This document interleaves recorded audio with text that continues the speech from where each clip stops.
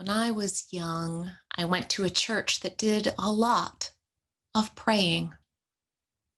We would kneel, the minister would say something. We would say something back. I didn't always understand what the words meant. Sometimes we would all say things together. Mostly it felt like a lot of mumbling to me.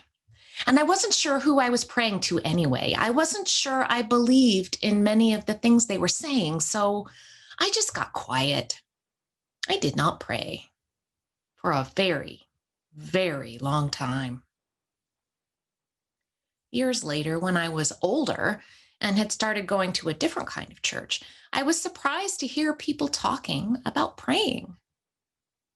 I was surprised because I was pretty sure some of them weren't so sure about who they might be praying to, if they believed in God or spirit or anybody who could hear that prayer. But there they were, praying. It was different. They weren't kneeling or reciting things, they weren't mumbling. And honestly, a lot of them seemed to be praying at home in private. So I can't tell you all of the details. What I can tell you is that praying, doing it felt good to them. It wasn't about who was listening.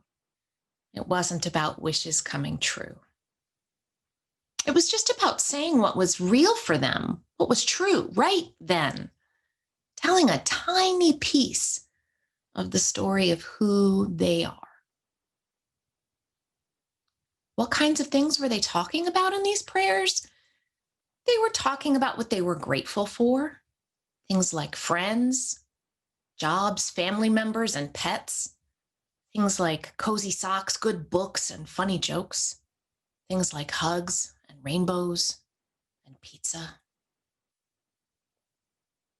They were also talking about things they wished they had done better, things like forgetting to share, being unkind, leaving people out.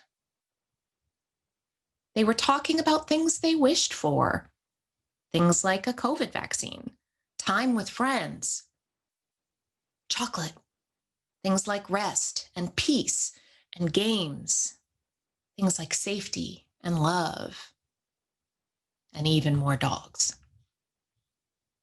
And they were talking about things they wished for others, things like health, fair treatment, good jobs, things like good food, supportive communities, and lots of fun, even things like kittens and toys and vacations.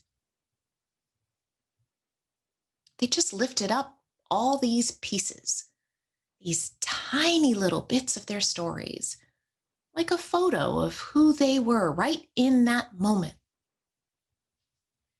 They just told themselves and whoever might be listening, this is who I am. This is who I want to be. This is what I want for the world and all the people in it. And the saying it, even if they didn't say it out loud, felt like a kind of song to everyone, a simple, shining thread that connected them to the world, to each other, to their own hearts. It sounded like our interdependent web being made out of words and honesty and hopes. So I started praying. It was weird. It was really awkward. I did not know what to say, and I definitely didn't want to say anything out loud. So I found some prayers people had already written, and I found a good prayer for when I wasn't sure at all what I wanted to say. And I prayed every day for a whole year just to see what it would feel like.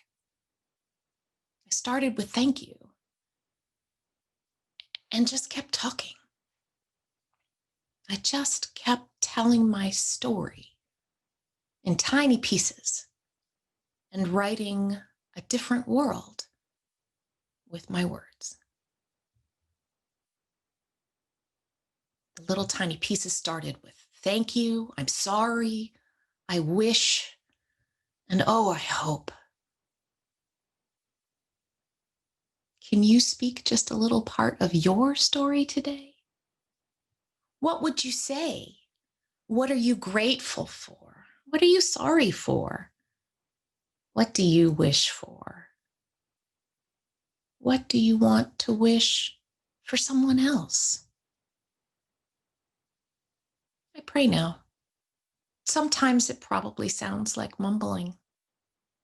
And I'm still not sure if anyone but me is listening, but I love to sing the song of who I am. And I do so like to weave that strong, sparkly web that connects and holds us all.